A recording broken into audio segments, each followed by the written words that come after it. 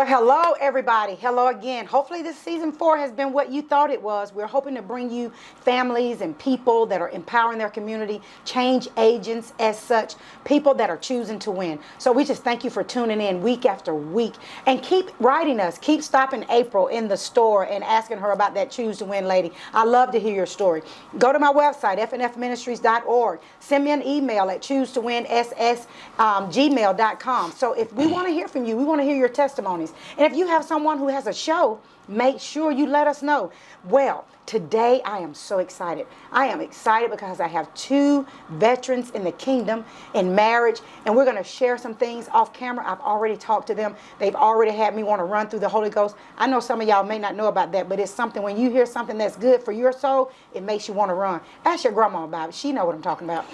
So before we get started, before I go on, I just want to introduce to you my friends. 2 are the most dynamic people in the kingdom, serving God like no other. Elder Tyron White and your sweet wife, Joye White. Welcome to Choose to Win. Can you just tell how excited I am? Yeah, super Since that excited. awful camera talk that people don't know about, that you start talking about, it'll start making you realize, hey, I ain't by myself in none of this. God is taking care of his people. Amen. So, Elder Tyrone, I love you. I love your wife. Y'all doing such great things. Love your pastors. I see you got your New Life shirt on. Jacket on. Tell me about a little bit about your church and what you do there. New Life Christian Center Church that we're members of now. Been there for 10 years. And it's a great church. We have great pastors. Cheryl and Ozzy Comer are our pastors. And it's a wonderful place to worship.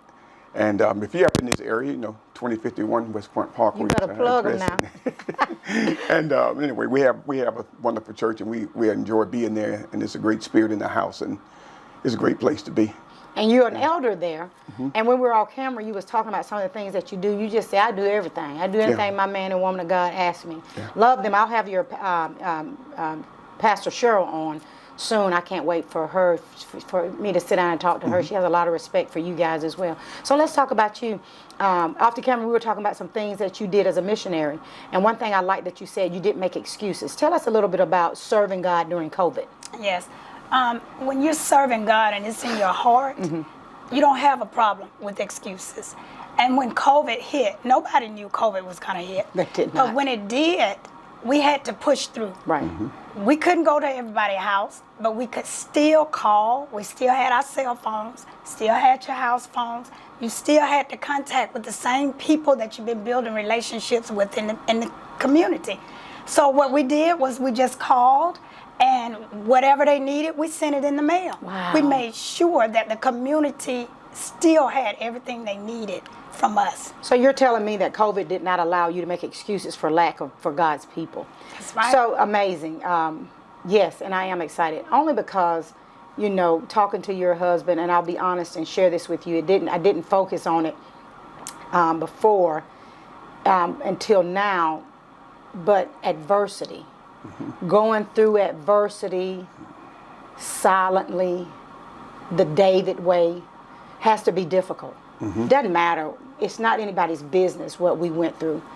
The bottom line is you got to be able to handle what God allows.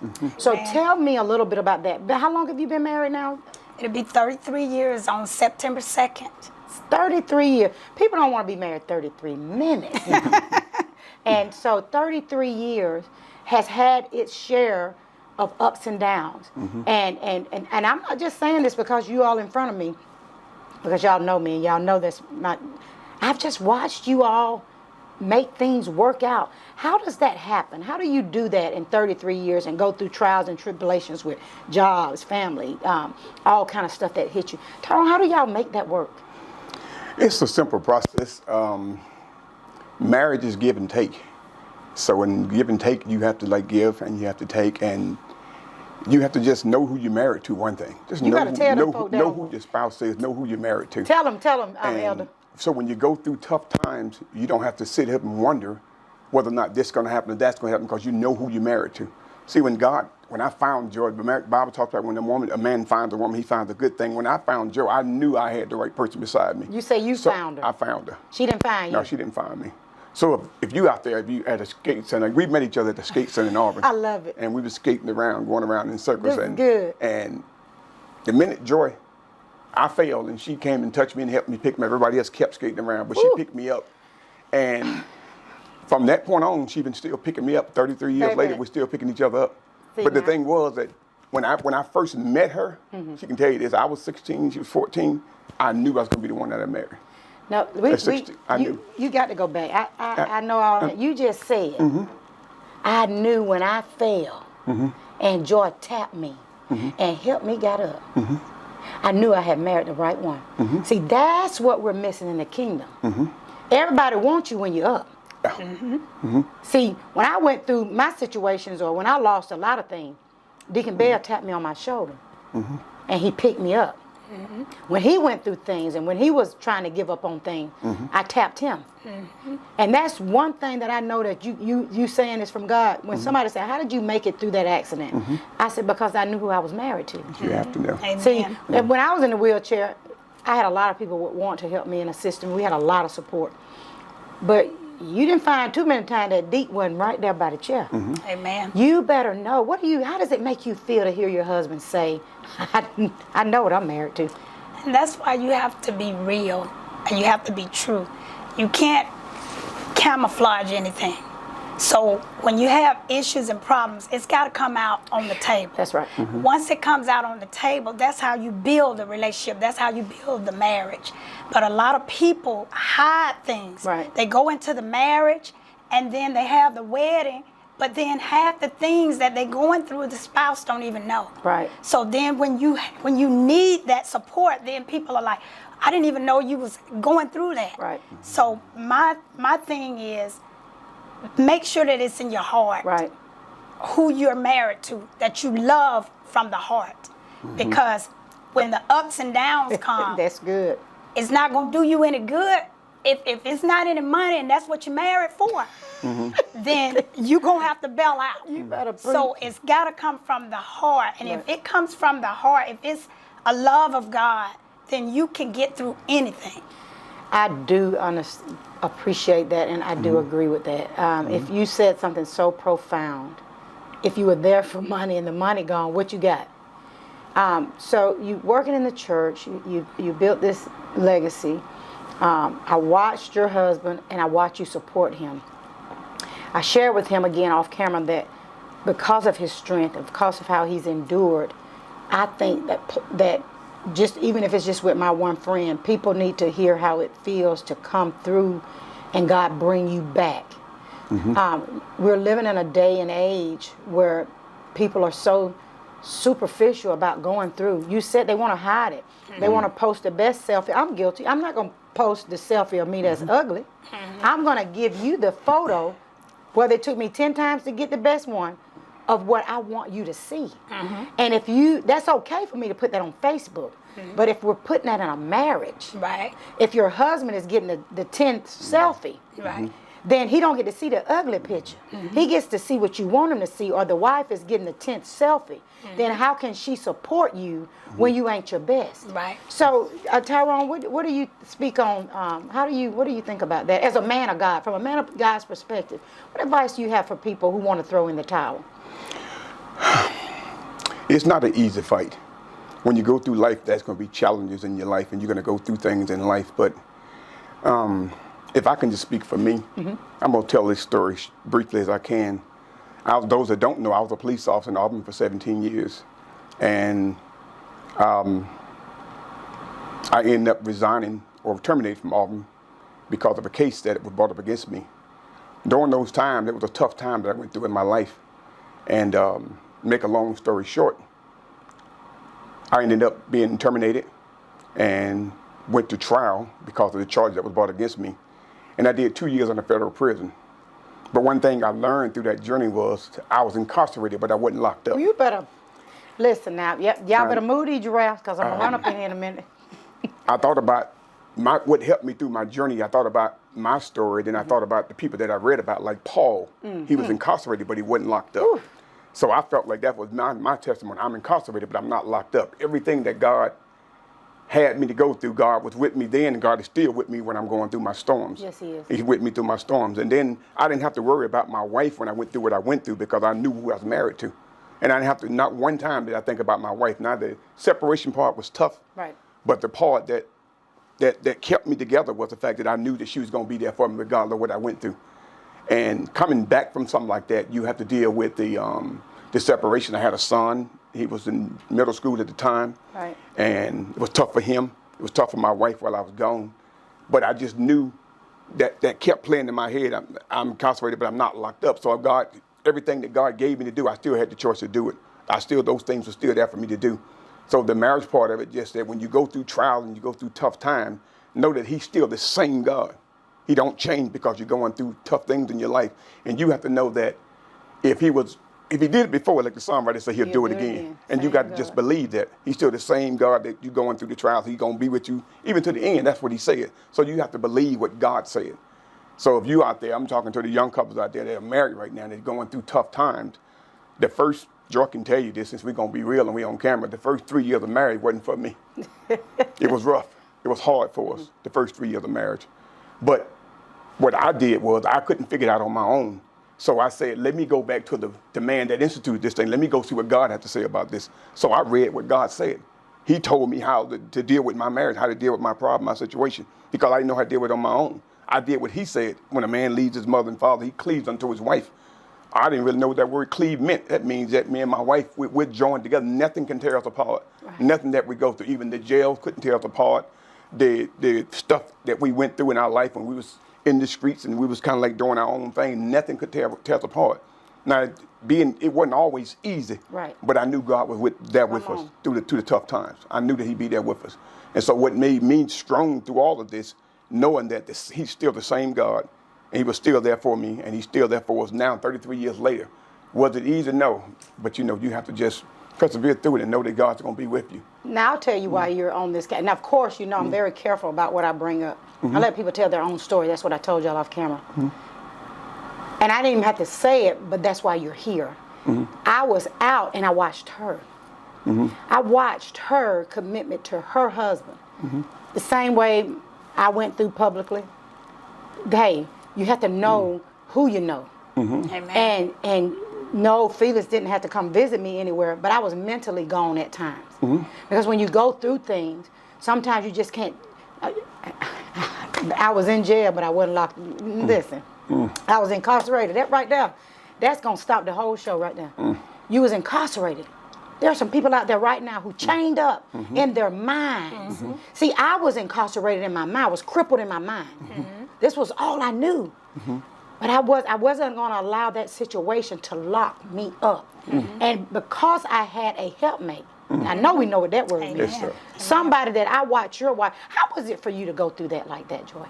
It was tough, but the first thing I did was rebuke shame. Because shame tried to come upon me. Come on. And I rebuked shame. And then I was always independent, even though I had a husband. So I had to bring that independence out of me because he was gone. Right. I could not fail. God was not going to allow me to fail. So I had to go to him. And I had to trust him with everything I had. I had to stay tapped into the service, to church, to my pastors. I had to do all of that while I was going through. And he was gone for 2 years, and not one Sunday did we miss service. But we had to travel 6 hours on Saturday, one way, just to go see him. But when we came back, 2 o'clock in the morning, whatever time it was, I had everything already prepped to go back to service.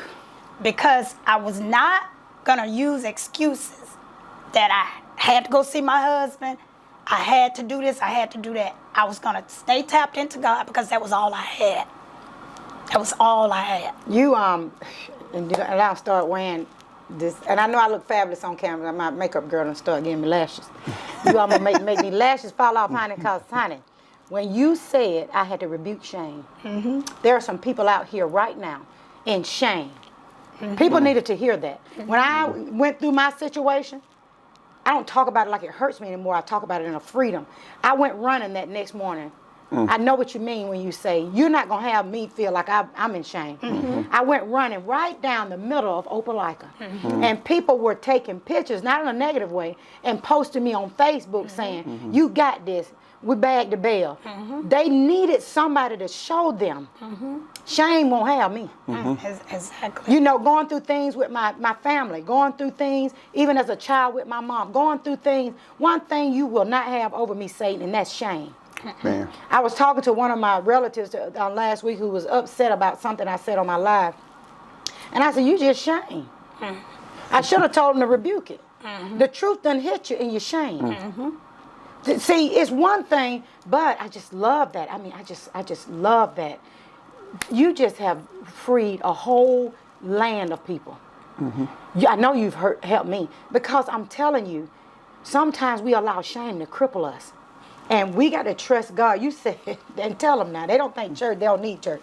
Church is about being with a group of people that can lift you up.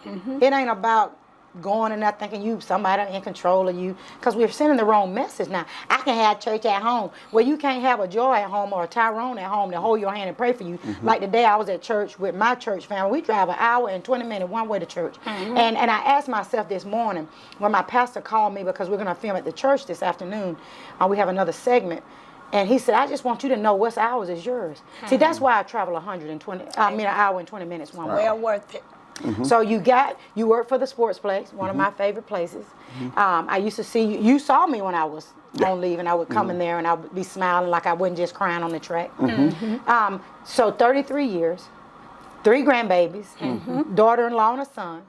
How did he get through that? Because he's a fantastic young man. Yeah. How did he get, and serving God too, I may add, but how did he get through that? Must have put something in him. Yeah. When that happened. And what he did is, the first thing he did when his dad left, he said, Mom, I'm not going to be shamed. He said, because I haven't done anything. So we clarified that. And then with me always being independent, even though I had a husband, Right. it was hard for me to receive. So I had to pray to God about being on the receiving end. Okay. I was able to pay the bills Right. because I had a good job. I worked at Uniroyal, but it wasn't a lot left over. Right. So my son, TJ, got a job working at the car wash. Ooh. He was only 14, 13 going on 14. And when he got paid $60 for those hours that he worked at that car wash, he would say, Mom, stop at the store. I need to get some deodorant. And I would stop at the store, and he would come out with eggs, cheese, meats. He would come out with that, and he would say, I didn't want to tell you because you wasn't going to receive. Right. So I just did it. I just bought it because we need it. And that was really hard for me.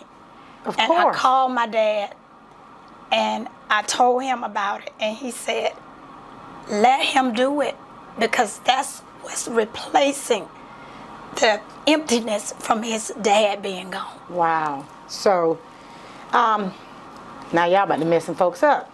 Not only are you about to, but this is the thing, the $60. That reminds me of Devin. He ain't give me no $60, so I'm gonna tell you right now. That ain't. But it's time. And I fussed at him, they children. He drove all the way from Huntsville off 3 hours of sleep. And sometimes when life is hard, like this is the month that I lost Dee Dee. And for him to just give of his time. And then his son, today, y'all, when he came, he had this little boy with him. And he was, I know he was kind of like, Mom, like Dad's with me. That shows a man.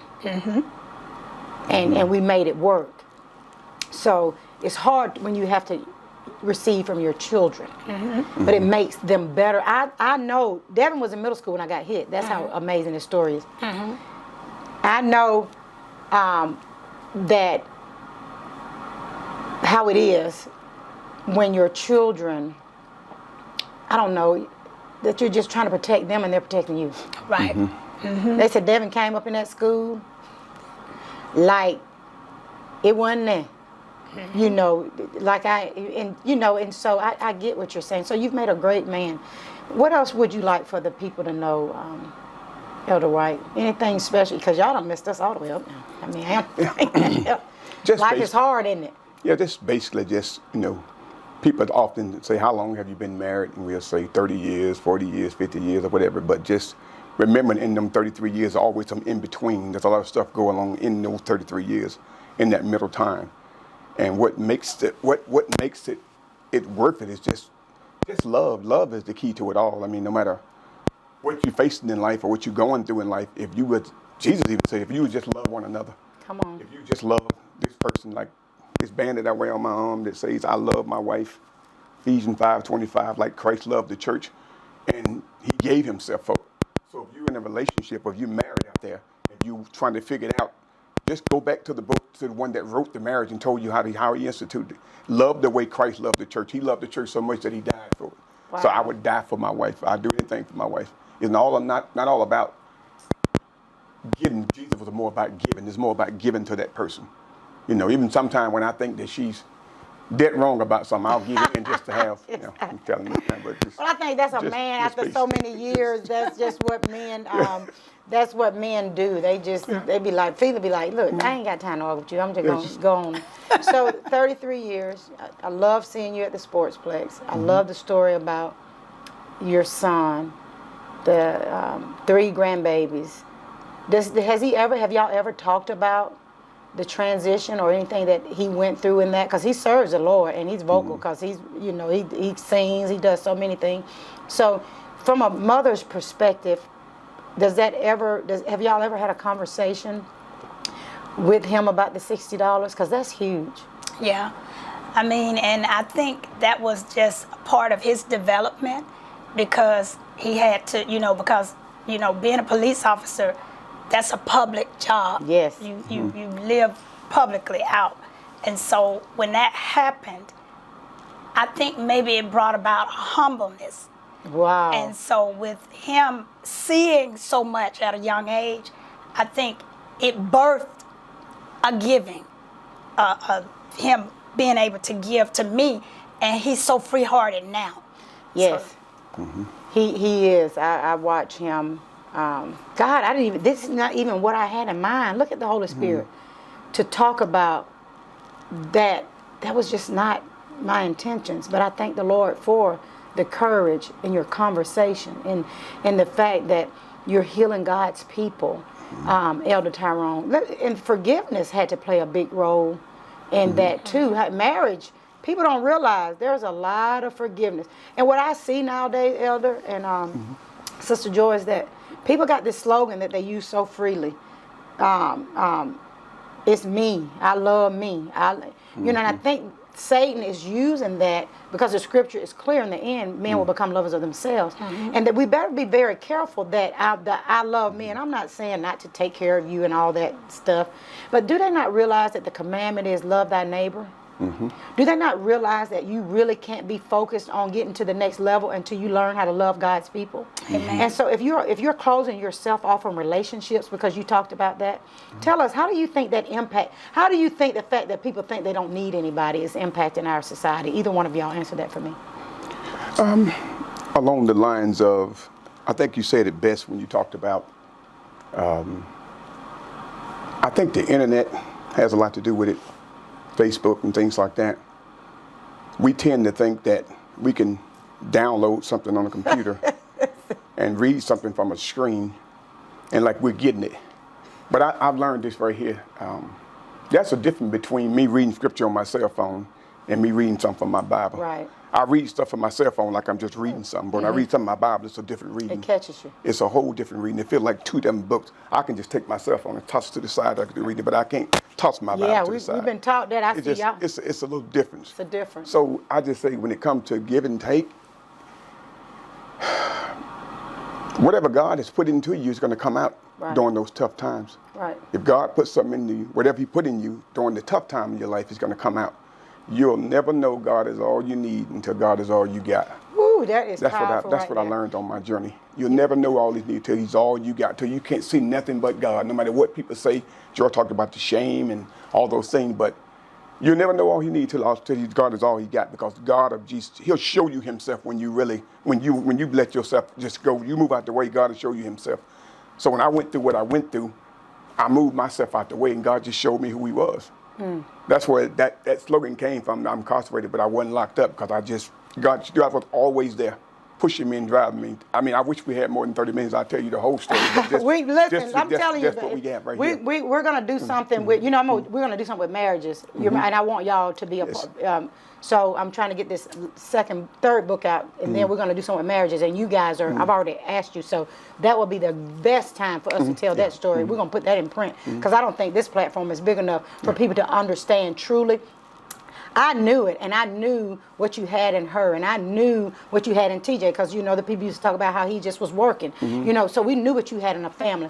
But what people don't understand is, how do you get to that place? And when you see people are separate from God now, and how they don't think they need God anymore, and that's a big cliche now, it's all about them, and it's just so sad because they're not going to be able to handle those challenges when they're faced with them. Yeah. One last thing before we close, Joy, anything else you want to say to the women out there who's wanting to give up, and all they going through is a husband don't want to take the trash out?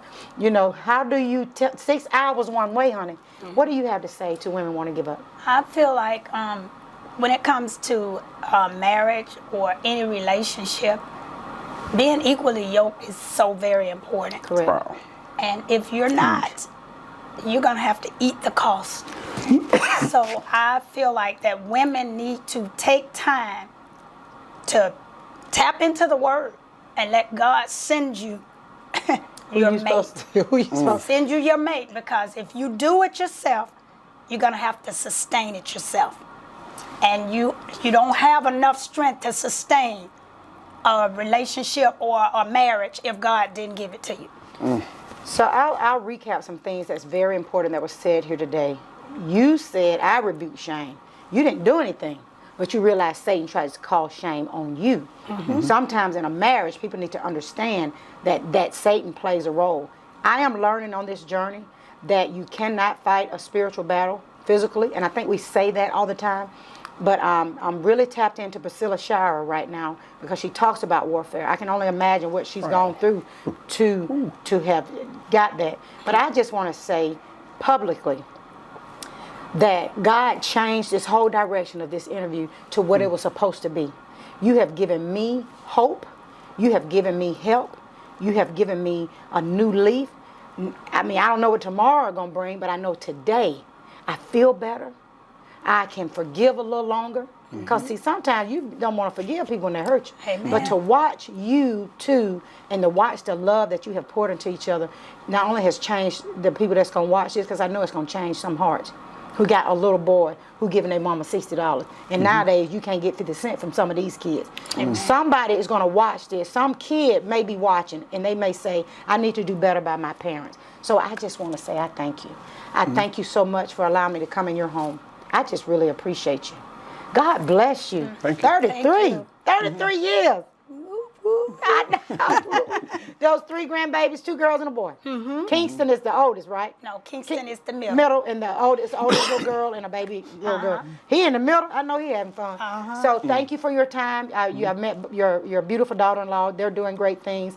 Thank you for your shout out to your pastors. Yeah. They are phenomenal, just like the bishop. Oh my goodness, 30 minutes gone just like that. Tune in, guys. I tell you, if you done watch one season before, you better watch this season, because we got some things. We got some church going on. For y'all who don't like to go to the building, that's all right. Just watch Choose to Win. We having church on the set. So like always, go to our website, fnfministries.org. If you have a story, if you know someone has a story, we love to hear from you. Just tell us how we're doing. And again, if you wake up with anything else to do, you have one decision to make, and you make that decision, and you choose to win. See you next time. Be blessed.